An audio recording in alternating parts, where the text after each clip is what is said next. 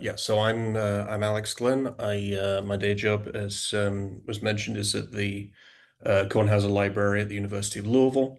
But my personal research has been to do with documenting the undisclosed use of generative AI in academic publishing, which I collate on a website called Academ-AI. Um, so no conflicts of interest to disclose. But a disclaimer, I don't hate AI. Lots of people assume this, not unreasonably. But it isn't the case. I'm not an AI Luddite. This is an AI generated nurse shark I use to illustrate the concept of polysemy to nursing students when they're doing literature search. And more importantly, this is a deep learning based alert system that warns about suspected sepsis. And here's a graph showing that system saving 22 human lives. So I'm well aware of the potential of AI, including in medicine, which is the area I work in. I don't hate AI. I think there's plenty of potential for it, clearly, manifestly. With that said, um, like anything else, AI can be misused, and that's what I have been looking into from a meta research perspective, where AI use in the scientific literature specifically goes wrong. So uh, it was actually remarkable how fast a consensus emerged in the academic publishing community about the use of AI in scientific writing. There were a lot of statements that came out very, very quickly. ChatGPT became publicly available in November of 2022, and by early 2023, these statements were already emerging. A representative and widely cited one that's borrowed by a lot of journals is from the Committee on Publication Ethics, appropriately enough. And they say authors who use AI tools in the writing of a manuscript must be transparent. Oh, let me get this so I can actually read it properly. Must be transparent in disclosing in the materials and methods or similar section of the paper how the AI tool was used and which tool was used. So they're not against its use. I've yet to find a major journal or publisher that just says blanket, you can't do it. Generally speaking, it's generally oh, that was two generalies. It's the view is that you can, you just need to be transparent about it. Similarly, the International Committee of Medical Journal Editors says at submission, the journal should require authors to disclose whether they use artificial intelligence assisted technologies in the production of the submitted work. Did you use it? Just let us know, is the standard. And again, this was very, very quick to become a consensus. This is a non-exhaustive list of publishers and organizations that have a policy that basically says the same thing as those two on the previous slide. The ones that are marked with an asterisk are ones that have published an article, conference paper, or book that has ended up on my website because they haven't managed to uphold their own policies in that particular instance, which is unfortunate. So the way that I track this is very not particularly intricate or in depth compared to the technologies I'm up against. Primarily, I use Google Scholar. I don't use Google Scholar for almost any other purpose because there's a lot of detritus in there. But I use Google Scholar to particularly because of full text indexing to search for key phrases that indicate the presence of AI. And I also draw from the work of other people in the meta research space, specifically the quote unquote sleuths on PubPeer, which is a website for post publication informal peer review, internet busybodying. Chief among them, Guillaume Cabernac at the University of Toulouse, who has a software called the Problematic Paper Screener that he uses for this purpose and other purposes. I do not pretend to know how it works. Anna Abelkana, whose pronunciation I'm probably butchering, the Free University Berlin, who created the retraction watch hijack journal checker. Elizabeth Beck, who's another metrics affiliate and something of a legend in the meta research community, and many others. So borrowing from citing, but borrowing from what they've found as well is another source. People like Guillaume are doing this in quite a sophisticated way. My approach is very low tech, and I'm finding things that are um, I wouldn't find them if they weren't obvious. And I'll show you what I mean by that. So what are we looking for? Well, sometimes AI will just come out and say it, and a lot of the things that are traceable, it's because of what's put into their programming in order to make them quote unquote safe. So they're programmed to warn you of their own limitations to a certain extent. Um, so all of these are excerpts from the published literature. Um, uh, these appeared in peer-reviewed publications, uh, mostly peer-reviewed. So this is a Springer Nature textbook. It's important to note that as an AI language model, I can provide a generalized perspective, a general perspective, but you should consult with medical professionals for personalized advice. This is written in the text of this book, which has since been retracted um, for precisely that reason. Please note that as an AI language model, I'm unable to generate specific tables or conduct tests, so the actual results should be included in the table. As an AI language model, there is no access to specific database details of any particular research study. What's particularly interesting about examples like this is you can see not only uh, the bot telling the user that it's a bot and what its limitations are, you can also deduce from what it's saying what it was being asked to do, because that's how a lot of these large language model based systems work. Is that they use predictive the next word prediction objectives, so they are restating what they're supposed to do and explaining why they can't. And then it seems to be the case that it gets copied and pasted into articles or books or conference papers and published without people catching it. Um, so this is a word tree for the word AI, the two-letter word AI appearing in the data I've gathered. So the way this works is that the size of the typeface is proportional to frequency, and arrows indicate adjacent words. So you can see, obviously, this phrase as an AI language model shows up a fair amount. That's one of the phrases that I search in order to find these. But you can also see things like being a text-based AI. What else we got here? Do, do, do, do, do. In the field of AI publications, so talking about AI, some of these are articles about AI that also used AI in order to write them. That's how it ends up looking. If we then remove stop words, so very common words like and the, and we just focus on the key ones and we stem them, so the different inflections of the same word are conflated, then it looks something like that. So again, AI language model is there. The phrase please note, quite often it will say please note that as an AI language model, or please note that I am an AI language model. Um, what else we got? Text-based AI language model. We saw that before. Um, Related text, image generation. All of these are showing up multiple times as instances of AI-generated text appearing in the literature.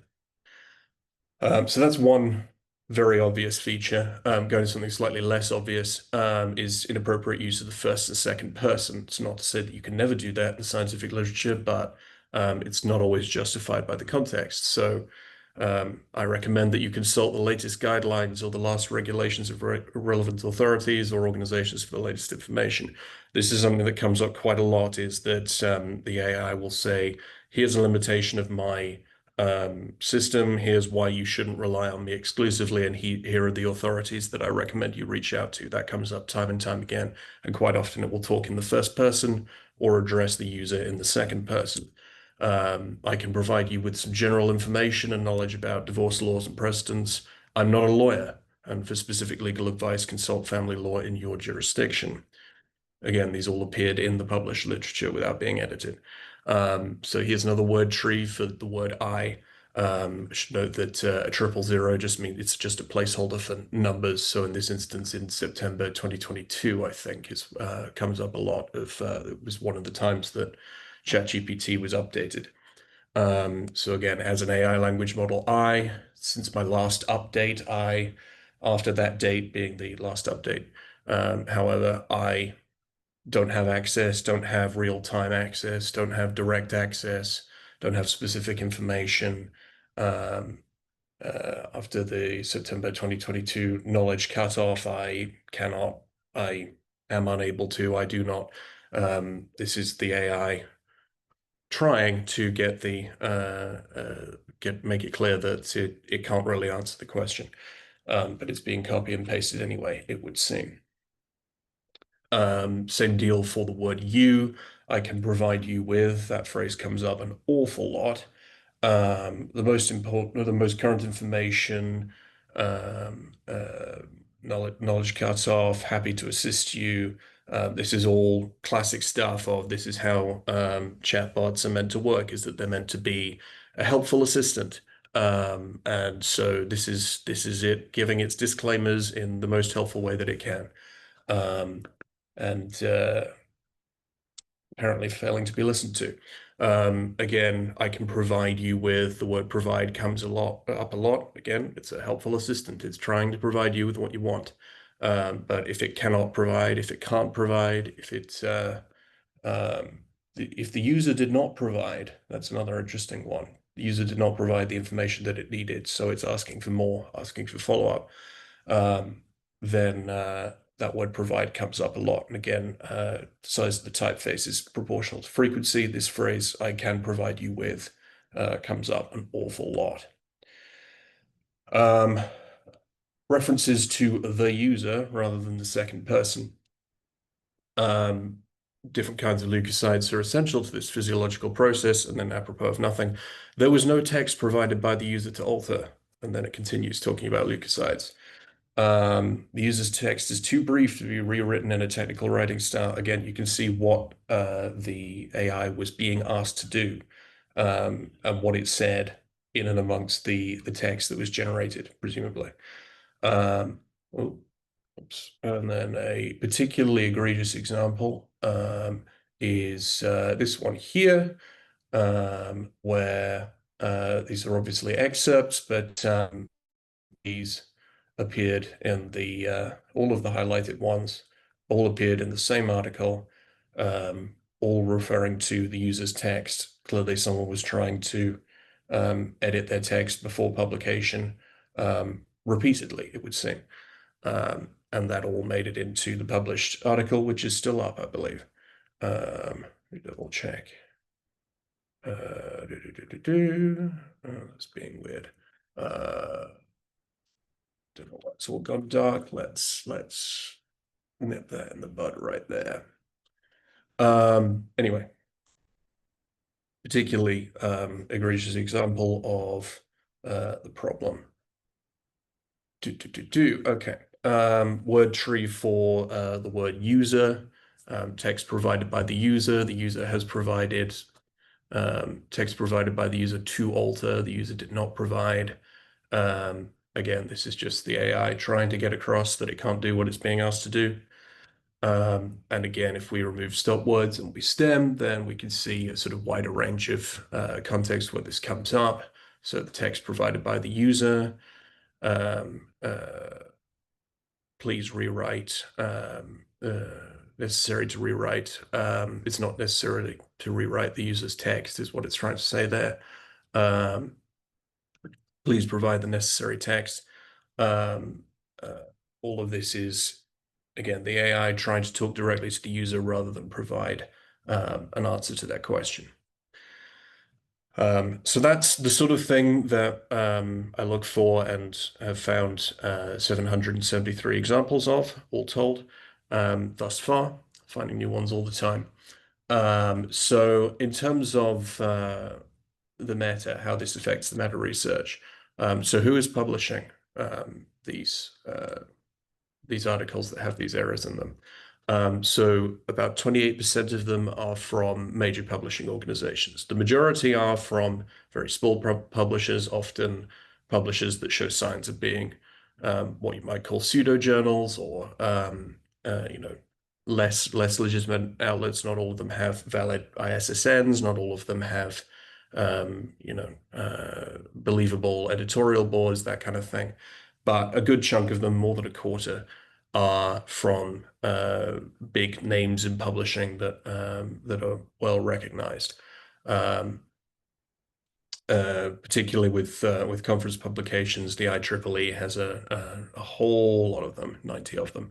But Elsevier is there, Springer is there, all of the big name, most of the, I should say, big names in publishing are there. At least if even if only one or two articles are there. Um, in terms of the open access scenario, so 53 of the journals that are represented in the database are, so that's 11% of them, are indexed by the Directory of Open Access Journals. Of these, 85% of that 53 have article processing charges, versus the overall DOAJ, 36% of them have article processing charges. So these are journals that charge disproportionately. Um, and the median APC for ones that are represented in the data set is $2,000, $1,995 versus 820 is the overall average for the rest of the DOAJ. So these are more expensive ones. This is the ones that are represented on the database. This is the remainder of the DOAJ. So you can see that the general trend is toward articles that are charging fairly large amounts for article processing. I did actually have the statistics on the screen, forgot to advance. Yes, so this raises the question, for me at least, what processing? These are article processing charges, and I don't think the journals are doing their job properly, quite frankly. If you're paying statistically more to be published in one of these journals and they're not doing the review processes, the editorial processes appropriately, then I question what those price tags are for. And then impact metrics, I used Simago because it's publicly available. On all of these metrics, so the 2024 citations to documents published in 2021 to 2023, which is used to calculate the Simago journal rank, the rank itself, the H index, the number of documents published in the previous 3 years, the documents published in 2024. Across all of these metrics, the journals that are represented on the website are higher. So these are journals that put out more, get more citations, and have higher impact metrics, according to the ones that are available from Simago. So again, these are ones that should know better, shall we say. These are relatively high impact journals, disproportionately from the rest of the Simago database, which is Scopus data effectively. And they're doing it would seem on this admittedly niche issue, they are doing worse. So what is being done when these things are discovered? Well, of the 773, 23 at my last count have received some sort of formal correction. So that's 3%, which is not great. Used to be worse, but it's still not great. This is a graph of the timeline. If anyone remembers the Frontiers journal article with the rat with the AI generated rat with the giant penis, that's this one. It was retracted in just 3 days, but that is an aberration. Most of them take longer than that, up to what have we got here? That's more than a year this one took to be eventually retracted. Um, so it's a small number and it's taking quite a long time. That's by no means unique to this issue, but um, it is necessary. It is an issue on top of the original issue. And a further 10 or 1.3% have received stealth correction.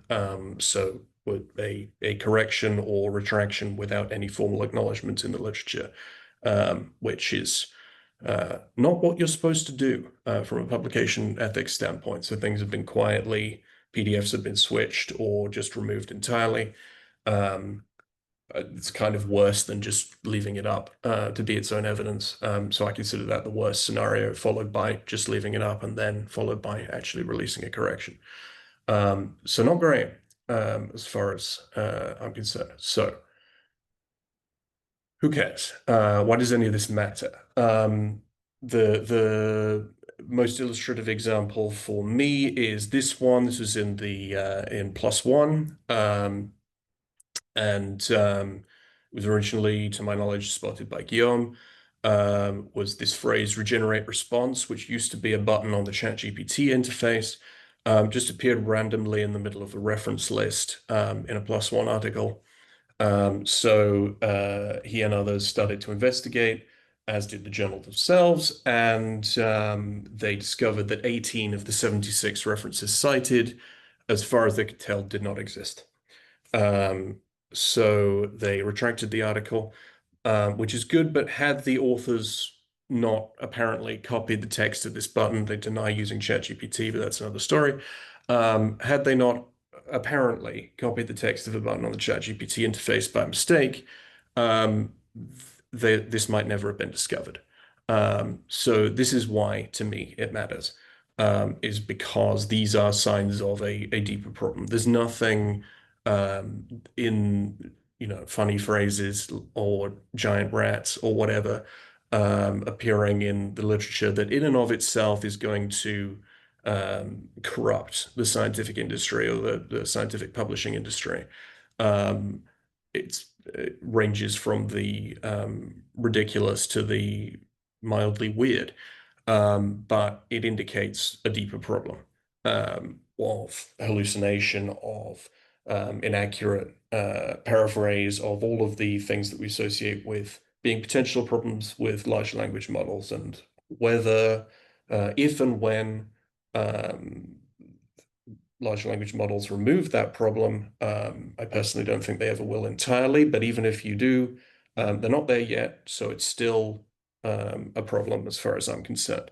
And it speaks to a failure of the peer review process, in my opinion, that it took informal post-publication peer review by people on the internet with lots of opinions, like me and, in this case, Guillaume and others, to essentially do the journal's work for them. So I think that's a failure of peer review and editorial processes, that the article was able to be published in the first place. Credit where credit's due, they responded far better to the criticism than most of the journals I've seen, and they responded quite quickly. But it shouldn't have happened in the first place. Another example, this is Radiology Case Reports. It's an Elsevier journal.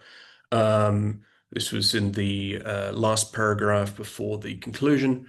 It said, in summary, the management of bilateral iatrogenic. I'm very sorry, but I don't have access to real-time information or patient-specific data as I'm an AI language model. So this was published back in March of 2024. Guillaume posted about it on X shortly after. So did a gentleman called Eiko Fried. Apologies if I butchered that pronunciation as well. Elsevier replied to him, said they were looking into it. There were 3 articles in the press about it that I was able to find. I reached out to the editors and got a one-word reply that just said, thanks. The London Review of Books talked about it. Absolute crickets for a while. Then another outlet responded to it, talked about it in the press. I emailed them again, and it was finally retracted. To be clear, I'm not trying to take credit for that. I think it's just a coincidence of time. But they did eventually retract it, but it took a while. It took a couple of months. So that's the point. The point is that they knew about this for a long time, and this was very public information. It still took a couple of months before they were prepared to take it down. That's fairly typical of the timeline as far as I've seen. So all the examples I've shown, once you see them, are blindingly obvious. And to stay off of my radar, as I said, I'm pretty low tech in the operation I'm running. To stay off my radar, all you need to do is light proofreading. You just need to read the manuscript and make sure it doesn't say something completely unhinged. And 90% of the time, you wouldn't you'd evade my admittedly very intimidating gaze. So that's one issue, but I think there's reason to believe that there is going to be um, undetectable equivalents of this. Again, light proofreading without necessarily any, substantive assessment of is this information that the AI has generated even correct. It would be easy to remove the traces that I follow and still have all of the problems associated with copy and pasting from an AI model without verifying the information.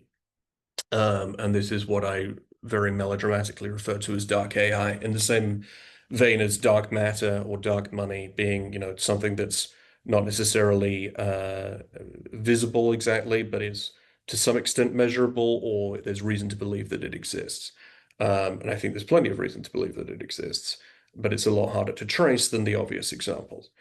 But a ongoing project I've been doing with Ruben Comas-Fogos at University of the Balearic Islands. I probably butchered half of the pronunciations in that sentence. I'm sorry.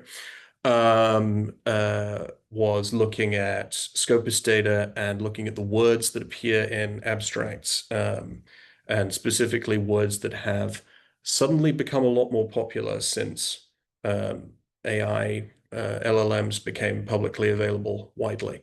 So that's what the dotted line in all of these graphs represents is 2022, the year that ChatGPT became publicly available, followed by all of the other AI chatbots that are popularly available. And the ones in orange are all the words that Ruben suspected of being likely to be a consequence of increased AI use. Doesn't necessarily mean that these are all examples of AI being used and copy and pasted, but perhaps it's also affecting the way that people write. But it's probably a combination of the two. So Delve is one that's quite well known, and this is a year-on-year growth on a logarithmic scale. So it had gone up approximately just under a factor of 4 between 2022 and 2023, the instance of that word in abstracts and Scopus. And then these ones are just for comparison. These are words that he didn't suspect, and they have a reasonably flat trajectory in terms of year-on-year growth. Um, and overall, this is all of the words combined. So the ones that were suspicious of AI versus overall Scopus indexing records actually went down very slightly between in terms of year-on-year growth ratio. It wasn't accelerating as fast 2022 to 2023, but these articles with these words in the abstract have gone up dramatically. So you couldn't look at any particular example of these and say that's definitively AI. I mean, you can't do that anyway. I would say I'm 95% confident in the ones that I put on the website, but with these ones, just the presence of the word delve is not enough for me to say that's definitively AI. But we can, on a population level, observe a trend. The crowning glory of this is, or the nadir, depending on your outlook on life, is the phrase into the intricate, as in providing further insights into the intricate interplay of the microbial gut-liver axis, or delve again into the intricate relationship between semiconductor structure or provide insights into the intricate relationships between air quality factors. Again, this alone does not necessarily indicate these abstracts were AI generated, but those are examples of how that phrase might be used in the literature. So, if we look at how it's used in the literature, or specifically how often, we have data from January 2015 up to May of 2021. We use that just the numbers of articles with this phrase in it in Scopus. We use that as our training set for a simple univariate model, and we train it to predict how many results we'll get month by month for another 15 months, I think it was, up to just before the release of ChatGPT. These models do pretty well. We're talking a small root mean squared error, so it's a pretty consistent trend. So we use that to validate the models, and then we use them to predict after ChatGPT, and it looks like this. So where this is what the models would have predicted, all else being equal, and this is what actually happened to the instance of this phrase in abstracts and scopus. So I think this is pretty convincing that something weird is going on, and it started at just about the time that AI became really widely available. This hasn't been published yet, but this is an ongoing work in progress between Ruben and I. So I think that's fairly convincing evidence of this sort of dark AI problem. So that's another avenue that I want to explore, but has slightly different manifestation from the sort of individual examples that are sort of blindingly obvious. This is a more subtle kind of thing. Very quickly, what can authors do about this to avoid this being a problem?